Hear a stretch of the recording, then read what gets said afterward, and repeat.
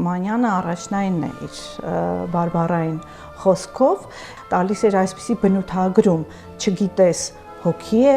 հոգեբանություն, պատկեր է, մտածողություն, շունչ է, թե զգացողություն։ Այս բոլոր արտահայտչականությունները մենք գտնում ենք բարբառային խոսքում եւ բնականաբար մեր դասական գրողները իրենց ստեղծագործություններում հատկապես հերոսի խոսքում դրել են հենց բարբառային խոսքը, որը որ առավել պատկերավոր է հնչում, որը որ ավելի հասանելի է դառնում ականջին, որը որ ավելի շատ զգացմունքայնություն է առաջ բերում եւ իզուր չէ որ այդ Թումանյանը իր ստեղծագործություններում Անուշը հրաշալի պոեմա կամ Սունդուկյանի Պեպոն ընթերցում ենք հրաշք Պեպոյի մենախոսությունը գնա Պեպո գետինը լզե խալխի ոտներում պաչարա ով ես դու ինչիս դու